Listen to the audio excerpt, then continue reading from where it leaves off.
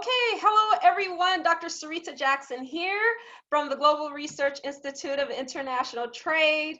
This is the first web series. It's a pre-recorded web series for GRIIT that's designed to offer many of my followers an opportunity to get answers to their questions, but not just for me, because that's what the whole Facebook Live, the GRIIT Group Live is all about, but to invite experts who can shed light on what's going on in the world of international trade, and experts who are on the ground and dealing with whatever topic comes up on a daily basis. So what I want to do is introduce my first guest expert and good friend, Juan Sanchez. Mr. Sanchez is a partner with Romero Ramos Quintanilla y Bortonic, based in Tijuana, Mexico. He is an attorney who specializes in Mexican business law and real estate law, and he has experience both with domestic and cross-border transactions. And throughout our discussion today, he's going to share more details about his work so that you can get a sense of how he can be of some assistance to you if you are looking to do business in Mexico. But for today's focus, we're going to talk about the US-Mexico-Canada Agreement, or the USMCA, but particularly from the perspective of labor reform within the USMCA, and then what reform measures were taken in Mexico last year. So we're going to shed some more light on that. Then also some additional changes in Mexico that have an impact on outside companies, and then he will just give us a few tips, very simple, outlining things that a company needs to know, whether they're a manufacturer or a service provider, for doing business in Mexico. So without further ado, I'd like to welcome Juan. Thank you so much for joining me today and participating and being the first person on my web series. How are you today? I'm good. Thank you so much, Sarita. Thank you so much for the invitation. I'm really glad that I'm here and I can share some thoughts on the whole new, changes between the USMCA and what we had before and what to expect to see in Mexico and how the whole legal aspect of it is gonna be evolving from now on. Right. Okay, well, great. Well, we're still waiting for the USMCA to see what happens in Canada, but at least for now, it was signed in Mexico, approved in Mexico, as well as here in the United States. And so if you could shed some light, tell us a little bit about, let's start with what's in the USMCA. When it comes to labor, what is different about the USMCA compared to the North American Free Trade Agreements or NAFTA? Yeah, so last year, in May of last year, there were some major changes or reforms in the labor law in Mexico. So there was a pressure on having these new laws, these labor laws, to be more friendly for the new changes on the USMCA. So basically now we will have a new labor system that was going to be taking place systematically and in steps in the future. But for now, one of the major differences is that we will have a new Federal Center of Conciliation and Labor Registry. So this will affect unions. This will affect unions. Now unions will have to register against this new government agency. Before in Mexico, we had white unions, we have normal unions, or we have companies that didn't have any unions registered so far. So this led to strikes in companies that didn't register any unions. Some other unions focused on this, located them, and then call a strike to force them to register with them. And there was a way to do business from some unions that way, and they had a strong leverage because they called a strike and they stopped operations, and it was a big problem for companies. Now, with the new regulations, this will not be a problem. The new regulations support the unions, but also the employers. Now, employees will have the freedom to choose from one or more union, but now a union needs to prove to be registered or to represent certain employees of a corporation. They need to prove that they represent at least 30% of the employees. So now if they want to call a strike, they first need to prove that they represent 30% of the employees. And second, they can do that. So there's no bargaining on their side or no leverage just to stop operations in order to get some leverage or get a company registered with their union. So this is a big part of it. It's two-part important. Like now companies are not at risk of getting a not foreseen strike, and also employees will now have the option of choosing between one and more union. You know, we can at least have 3 unions in one single company. The unions are obligated, or the employers are obligated to touch base whenever they sign a collective bargaining agreement. They have to prove that it has been discussed with the employees. They have to show them and have the obligation to show to the employees what are they signing. So it could have a more fair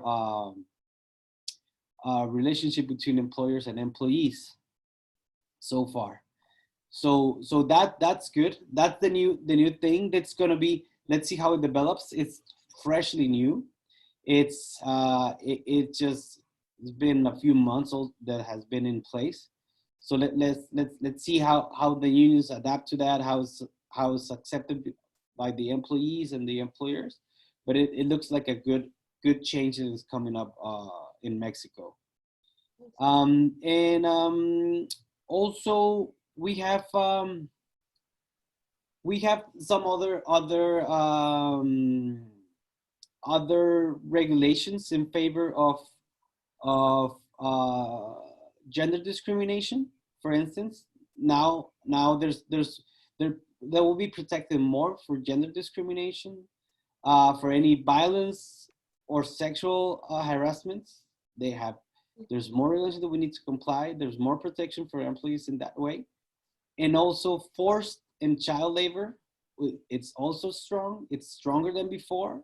It's protecting those people in need that there wasn't before. So that's a good, it got a little bit more modernized our labor laws in Mexico. So in general, that's what we can expect in the future. You need to find someone, if you're gonna have employees in Mexico, you need someone who specializes in this to just help the transition or put the strategy in place if it's a new company. But either if they had been before in Mexico, we need to do or take care of the to change for the new requirements or new regulations. Or if a new person or new company is going to be here in Mexico, they need to have an expert to guide them and comply with the new regulations. Okay, great. And so for let me just start with the gender discrimination. So what rules are in place, or how will it actually be enforced to make sure that companies are complying with this new law, especially when it comes to gender discrimination and child labor? Yeah, it got really specific on the requirements that the employers need to do and how they can protect. And it's been getting very specific, and there's been sanctions to the employers. So now it's a good time to either have the HR department, get to know the whole new regulations, the whole new thing developing, or getting trained to comply with this new regulations. I don't want to get to the specifics, but it's really good to be in compliance, or it protects heavily now is the gender, child, forced labor, and in some practice now they have to be analyzed under these new regulations to see if they're compliant or not, or they need to put in place new policies in the companies, so they will not get into any type of penalties or any kind of liability in this matter. Great, great. And so in terms of, you mentioned earlier, if a company is looking to set up, let's just say if I'm a multinational company and I want to set up a plant in Mexico, and I'm hearing about these different reforms, in addition to hiring someone who really knows exactly what's going on in these different changes and how to help set up the company, where could one go to find information about these different regulations? Is there a central location that you would also suggest? I strongly suggest this is all public information. The new laws and regulations are available through the Mexican government website. It's there as new laws in every country. They need to be analyzed and see how they be implemented or taken into place in the companies. I highly advise to search for local council and labor council just to see how it's going to be now implemented in real life. But this is all general information. You can just Google in the Mexican government, the federal Mexican government. They always have everything on their website. It's new, it's broad, it's a lot to digest, but it's always, always depending on the need of the client or the company, is the best step to take in the future, depending on the needs or how big or how many employees they will want to have, or depending on what kind of a strategy of employment they want to do, get it validated or get it guided by a local council. Okay. And as far as with USMCA, with the increase in the labor wages, that has been one of the major issues, or the shifts from NAFTA to the USMCA, particularly in the automobile sector. And I'm just curious in terms of your opinion about that. First of all, if you could just shed light on what those changes are, what that increase in wages are, and then what is your opinion on what it will mean for manufacturers in Mexico? Yeah, here in Mexico, the minimum wage, it's not measured by the hours, measured by the day, and it's not the same throughout the whole country. We have different areas which may vary the minimum wage. All the areas throughout the border, the north border, or the north of Mexico, which is where the most manufacturers are located, the minimum wage it doubled the amount. I don't think this is good for the area. This is good. This applies not for manufacturers. This applies for any employer in the north of Mexico.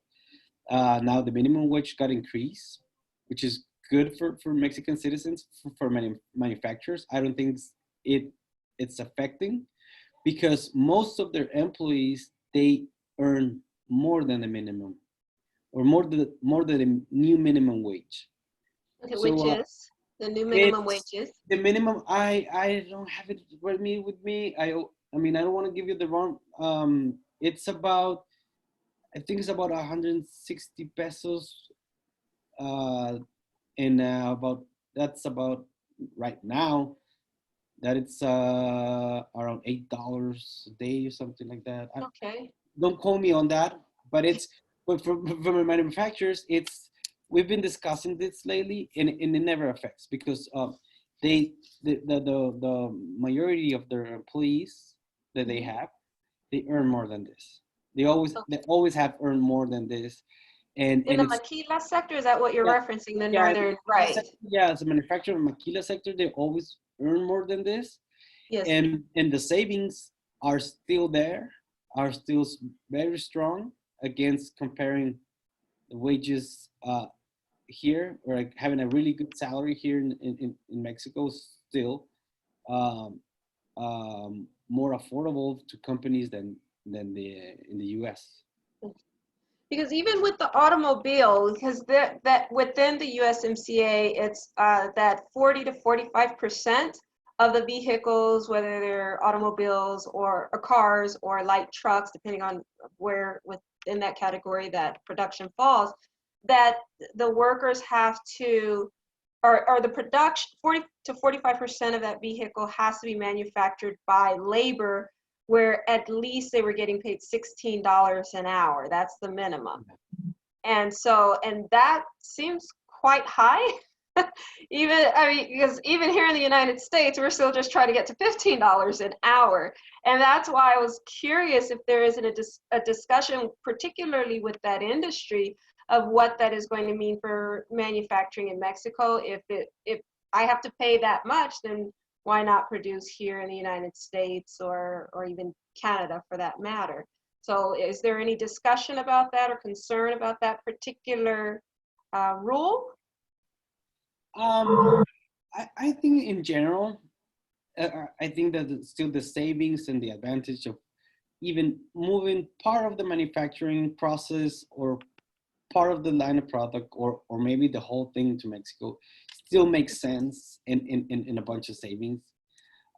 It's still very attractive now to either bring all the manufacturing process or the operation that was offshore, like now near shore, and it doesn't necessarily have to be everything. I mean, we're still trying to figure out the perfect combination for American companies to have some, bring back some to the United States, but also help see Mexico as an ally, not as a new place that all their employees are going to be there. Just try to figure out the right ratio between their employees and what can we help them with, what can they send to Mexico, keep also generating jobs in the United States, and just making this whole community, as a whole, see it as a whole economic area, and everybody's still winning. That's what I aim to do with my clients. That's what we always try to see with them. How can everybody wins with this? They try to see the new trade agreement as a good for everybody. Generate jobs in both countries, or the three countries, or just help them keep the jobs they already have, so far. Okay, great. Okay, and are there any other industries that you think will really, I'm still on the USMCA, that any particular industries in Mexico and the US that would really benefit from this agreement, or is it widespread regardless of the industry? What's your feelings on that?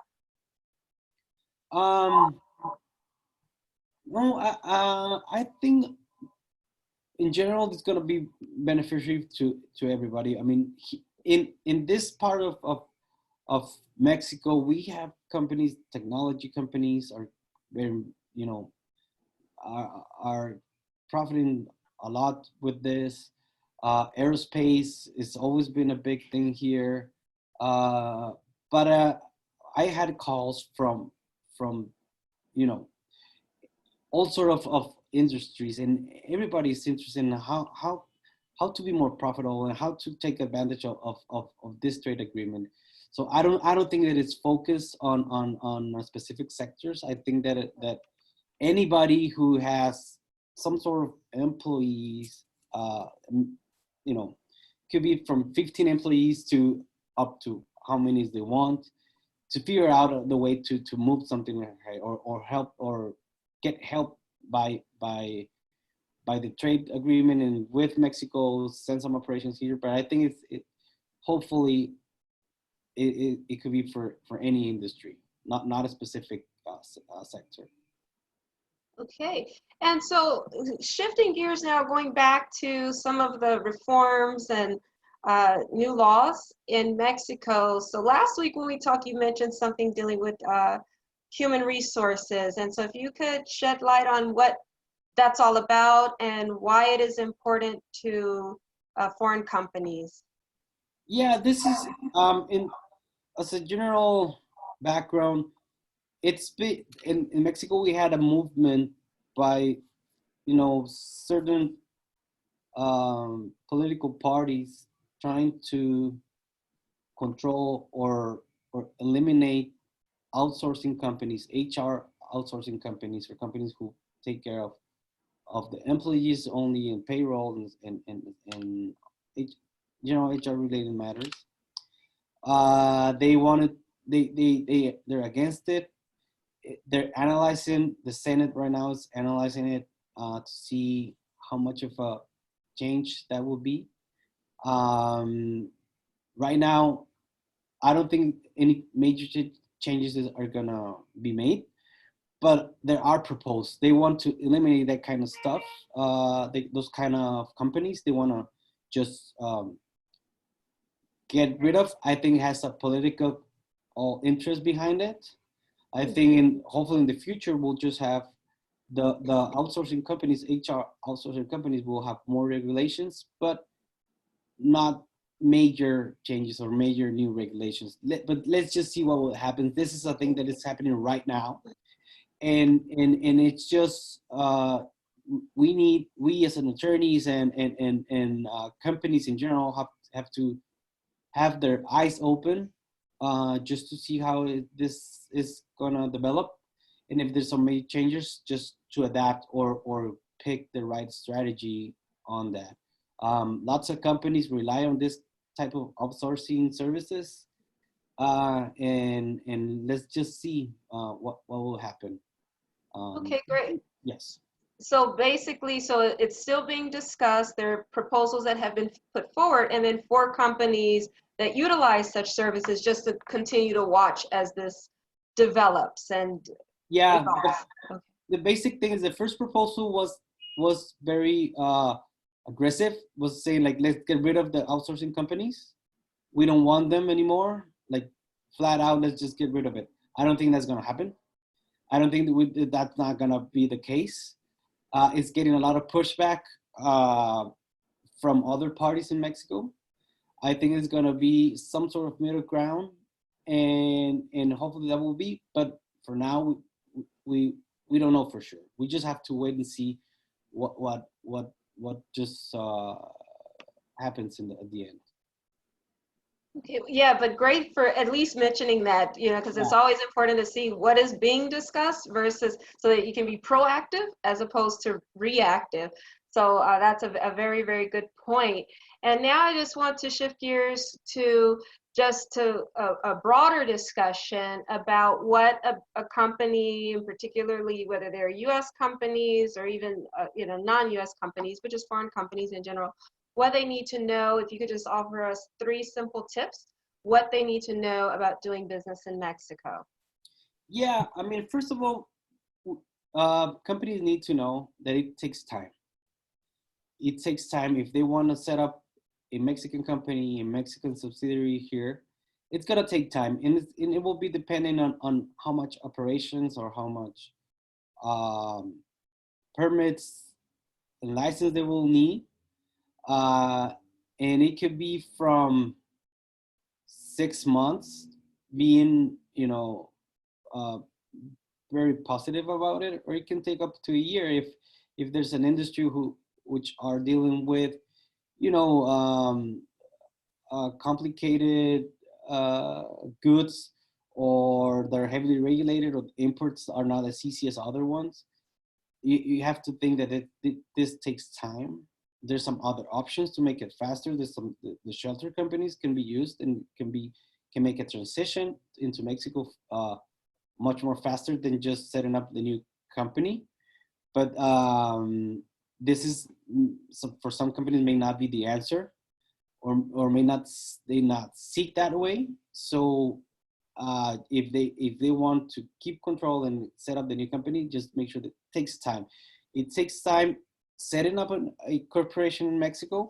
For instance, just to set up a new legal entity in the US is very fast. In Mexico can take from 2 weeks up to 45 days. Has different formalities to follow up. Just beginning on that, it's very important to have the correct trusted advisor for seconds. I think that could be the main difference from having a good experience or a bad experience in Mexico. Just go to your real estate broker, business broker, have your attorneys in place, have, if you want to have some HR consultants or they're going to be doing the hiring, just to make sure that you have a strong network or trusted advisors here in Mexico. That I think that's a key part. And location also, it goes also related with the trusted advisors. If you have a good real estate broker or someone who really knows Mexico and really knows where will be a good place to be, to locate a good site with the right utilities or the right requirements that you need, the technical requirements as electricity, water, whatever you need, and just get the right person there to get the right price for the purchase or the lease, and get everything around that, because sometimes the location could be good, but they don't have the utilities necessary or the right infrastructure. So that's also something to consider, to get really good advice. And also focus on, it's always going to be a thing about the trade regulations. Just also have someone who will have with the trade regulations from the beginning, so they can start as soon as possible with any permits, with the EMIX program, which makes the maquila possible. That also takes time, but if guided properly and planned properly, this could be an easy process. No, it's never easy decision or a light decision to move to another country. It's always just to bear in mind that it takes time, bear in mind that try to understand how it works in Mexico and what to expect.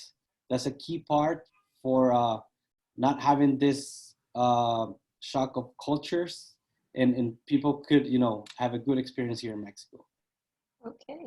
And do you have quickly any case studies, an example of a company that did not follow these tips of understanding the time, getting the right trusted advisors, and someone who understands real estate and the trade regulations? Do you have any cases, without naming anyone or companies, where they faced such challenges, and then others where they did the right thing and were very successful, and what were the results for them? Sure. Yeah. It all ends up being on not following or not getting the right trusted advisor in Mexico. I had a couple clients, they just follow someone who thought they knew they were doing, or maybe they were giving advice on the areas that they weren't the areas of expertise, and they just, it can be a little bit frustrating not knowing what's happening, or why it's taking too long or longer than their home country. Yes. And you need someone who can understand your culture. You need someone who's local and can explain you how it's gonna be, so you will get it. In my experience, people hadn't had that before, and once we try to explain it, you explain how it's gonna be, they're maybe just too frustrated, or a lot of time pass by, and time is money, and the investment is still tied up. So that changes everything. And on the other side, we had collaborations with many advisors, and make this whole process easy, and make them understand how this is gonna be. And you can feel it. You can feel it when they understand, when they know what to expect, when they know what is gonna happen, how long it's gonna take. and this is a whole different experience. And they can also show them to their board or the people who are responsible to make the decision, and they will make the right the informed decision, or they'll take the decision with the necessary information they need, and just be happy about it, or understand what it will take, and it will be a from not liking moving out of their country to making it feel like this was a good thing, and the company's healthier, the company has it's better, it's growing. It could be, that could be for me, that could be the whole difference. Okay. And then just the last question, considering everything that is going on right now with COVID-19, just are you seeing any impact of that in Mexico and with any of the companies, and both on the business side and labor? What's happening there? I think it's changing by the minute, but I don't think the anything is being affected or have a major setback here in Mexico. Our president's taking a different approach than the U.S. president. It doesn't mean that in Mexico is not having coronavirus. We have cases here, but everything's still working. Companies still working. People are still going to work. Companies are making suggestions how to stop the spread of the virus, how to protect their employees, but people are still, the labor is still there, the company is still working. Hopefully will stay that way. Hopefully we won't get in any phase of paranoia or extreme fear of the whole virus, and it will be there. Let's see how it's gonna develop. But as of today, there's now been major impacts on companies here in Mexico. Okay, yeah, because just earlier today I had a phone call with someone, and that's what he was talking about is, well, look at the impact on the businesses, the consumers rushing out, trying to buy a lot of things, and then the workers, and then in my case, because I also as an instructor for students, and so we've seen a lot of slowdown, but at the same time, as I pointed out, with companies, especially with the whole e-commerce, Yeah. where there have been so many opportunities, just to get groceries, have those things delivered, so there's so it's interesting that it's a complete contrast between what's happening here, because pretty much people are, if possible, to just stay at home. Yeah, I mean, from a personal point of view, or what's happening right now in society, in Mexican society, people are getting nervous. People, they hear the news, they see what's going on. I mean, in the whole world, and they are getting nervous. But companies so far they haven't started shutting down or sending people home. I know companies that they're hands-on about the problem. They want to be proactive in a way to stop spreading the virus, but try not to affect the operations of the company. So far, hopefully, will stay that way. Hopefully, the economy will keep on moving, and but let's just wait what happens. Okay, right. Yeah. So we'll be watching and Yeah. see. So just to wrap up, I know you talked about the things that a business needs to know, but just to wrap up again, just 3 key points, the takeaways from this conversation that you want any company, a U.S. company that is looking to do business in Mexico, or that's already doing business in Mexico and could improve. Just some 3 things, 3 takeaways. Just from this conversation, just pay attention on your strategy from hiring people. Make sure that you have the right counsel, that you have the right strategy. we have new laws, new labor laws. We have to take care of that. We have to look into that and make sure that we comply with it, and we don't get any sanctions or any penalties. We, you know, we can avoid that. That's one thing. The second thing is just try to understand the way that Mexico do business, and try to understand or see if it's the right fit for you to move everything or just move apart, or just see what's best for you. I don't think there's one solution for everybody. Every company is different. Every company has different objectives. Every has different ways to see how to do business, how they operate, and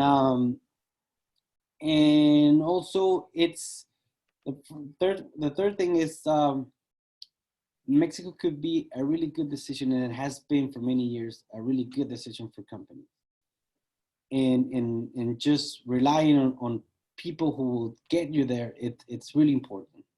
I think that it shouldn't be a reason to stop being that way. I think we can grow and make a stronger link between Canada, United States, and Mexico, and just keep growing, and keep the trade moving, and being a stronger just whole area between the three countries. I think that's a key part of it.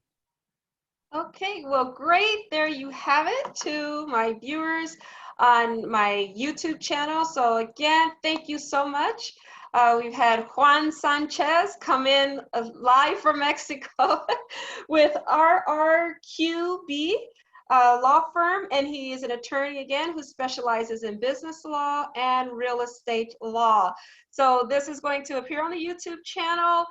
Subscribe. For those of you who are not on the YouTube channel, please subscribe so that you can see future interviews. And thanks to all of my viewers who have followed my YouTube channel, and as I have evolved over the years of starting GRIIT and getting out there. So thanks again, Juan, for joining us. And I'm going to log off now. Have a great day, and que tengas un buen día.